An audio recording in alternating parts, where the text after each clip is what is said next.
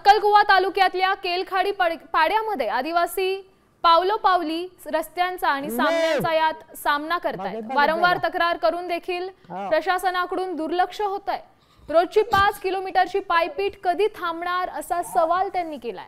आता तरी सरकारने रस्ता बांधून द्यावा अशी मागणी आदिवासी करतायत। काय परिस्थिती आहे या पाड्यात थेट केलखाडी गावातून आमचे प्रतिनिधी सागर निकवडे यांनी आढावा घेतलाय, पाहूयात।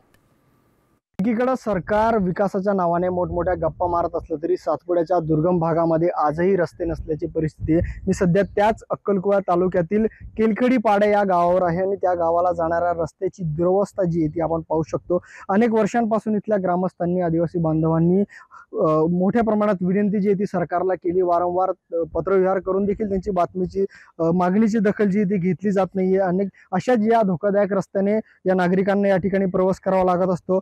अनेक वर्षापासून ही समस्या आहे, रोडची समस्या।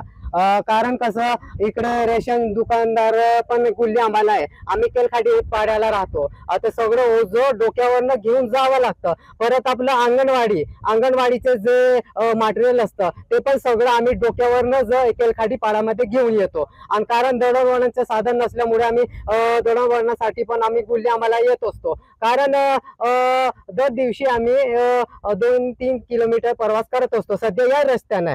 केलखडीवरनं सागर निकवाडे, साम टीव्ही न्यूज, नंदुरबार।